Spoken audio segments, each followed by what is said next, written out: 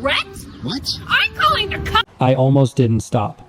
I was already past their house when something felt off. The grass was so tall it leaned into the sidewalk, brushing against my legs like it was trying to pull me back. So I turned around, and that's when I saw them.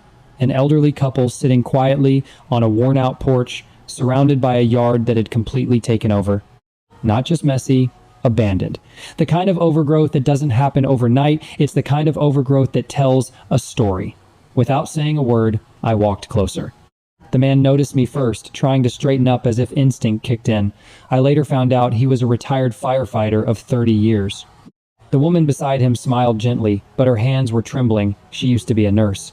Two people who had spent their entire lives taking care of others were now sitting there, unable to take care of their own home. "I'm sorry about the yard," she said softly, almost embarrassed. "We used to keep it nice." That line stayed with me. Not, "Can you help?" or "We need someone," just quiet dignity. I looked at the grass, then back at them, and without thinking, I said, "Give me a few minutes." I grabbed my mower from the truck. The moment I pulled the cord, the engine roared to life, breaking a silence that had probably been sitting there for months. At first, the man tried to protest. "Son, we can't afford." I shook my head. "I'm not charging you," I said, and stepped into the yard. The grass was thick and heavy, fighting back with every step, but line by line I pushed forward. You ever see something go from chaos to control? That's what it felt like. The wild overgrowth slowly turned into clean, straight mowing lines, the kind they probably used to take pride in.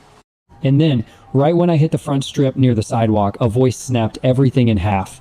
"Hey, what do you think you're doing?" I turned around. A neighbor woman was standing at the edge of the property, arms crossed, already recording with her phone. "You can't just come in here and start making noise," she said. "I've already warned them about this. I'm calling the cops." I walked a few steps toward the fence and asked, "You're calling the cops because I'm cutting their grass?" She smirked. "Noise violation. And you're trespassing. This isn't your property." I looked back at the yard, half wild, half clean, a clear line between neglect and hope. Then I looked at her again, and something just clicked. Because people like them didn't hesitate when others needed help.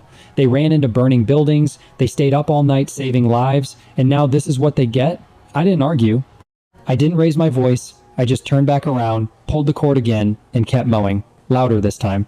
Because sometimes doing the right thing isn't quiet. If you believe kindness shouldn't be punished, comment, respect. Share this so more people see their story, and follow now,